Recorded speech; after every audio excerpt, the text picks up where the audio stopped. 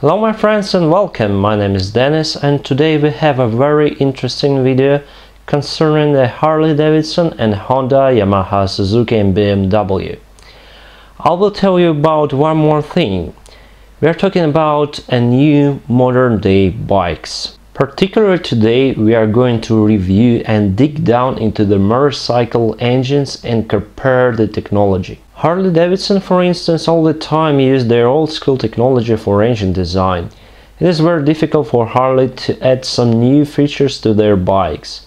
Harley-Davidson engines used to be air-cooled all the time during the history, well, except probably V-Road model. Maybe that is why many riders don't like it. If you are making one type of engines during all the history time, with only minor changes, you will be perfect in it.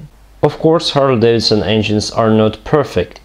They have less power compared to the same, or I would say similar engines made in Japan and in Germany with the same displacement ratio. The Harley-Davidson engines have one more problem. They have a severe vibration, sometimes causing damage to the motorcycle parts. But they have a very good thing that more Honda, Yamaha, Suzuki and also BMW lost a few years ago. Let me show you. This is an engine cylinder of Harley-Davidson. One of two, of course. There is also a piston inside and connection rod to the crankshaft. Here you can see all the parts. The piston and cylinder are made from aluminum. Please remind it for future. I just added the piston rings. Usually on modern pistons there are two rings on the top for compression and one on the bottom for the oil removal. Now we need to look a little closer to this particular part, so let's zoom in. Here is a piston wall. Don't forget, it is made from aluminum. And here we have a piston with piston ring. During the engine operation, the piston ring have no contact with cylinder wall because there is an oil between the ring and the wall. Actually, there is a tiny layer, but it's enough to minimize the friction and not damage the engine. But there is always a great but. Before the engine starts, there is no oil, because the oil pump won't run and we will not have the oil pressure and the oil itself at the very crucial place, at least for several engine cycles. The piston ring is made from steel, which is more sturdy compared to the aluminum wall. Harley-Davidson is using the old school technology to minimize the friction and to avoid the damage of the cylinder wall. They put the cast iron sleeves to prevent cylinder damage. As you can see here, it is the sleeve with a different color inside. The great disadvantage of that system is the heat exchange. The heat conduction of the cast iron is much less compared to aluminum cylinder. That can cause the rise of temperature in combustion chamber and potentially can damage the piston.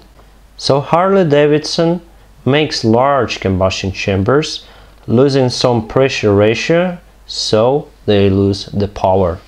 To cool down the engine, we need the coolant. For Harley-Davidson it is the air, so the engines are air-cooled, except of course for V-Road. For Japan bikes it is mostly liquid. To conclude, Harley-Davidson uses cast iron, that is why it has a little bit lower compression ratio, from here less power. Now let's go to Honda, Yamaha, Suzuki, BMW brand new engines. They mostly use Nikasil and Alusil. That is a tiny layer of a rigid and solid material put or bored inside the cylinder walls. As you can see, there is no color change inside the cylinders. They are looking like the full aluminum. The good part is that the Nikasil and Alusil are good heat exchangers. The Nikasil and Alusil are sturdy, even more sturdy than the cast iron. Also, the friction between the piston ring and the bore Alusil Nikasil cover is much less compared to the cast iron. Because of these pluses, some manufacturers are making this type of cylinder covers. However, in practice, the cast iron sleeves are more reliable. Let me explain. The temperature at which aluminum turns into complete liquid is 667 degrees centigrade. I say again, from metal to complete liquid at 667 degrees. But at around 300 degrees centigrade, aluminum molecules become unstable and the hardness of aluminum walls decreases dramatically. There are high temperature and pressure inside the cylinder working area, so at some point the wall can change the shape and you will have this. The Nikasil scratched out by the piston, but the problem lays with the soft aluminum base. So old cast iron sleeves technology, on my view, is not perfect of course, but more reliable. Also, you can widen the cylinder bore and put the new piston and piston rings inside if the cylinder was worn. That makes Harley-Davidson engine more repairable. If you have the same situation on Honda, Yamaha, BMW, you need to replace the cylinder completely. That makes you pay more money for the spare parts.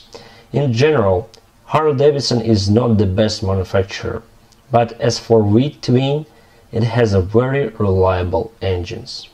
That was only my point of view, guys, so don't hesitate to write yours in the comment below. Thanks for watching and have a good time.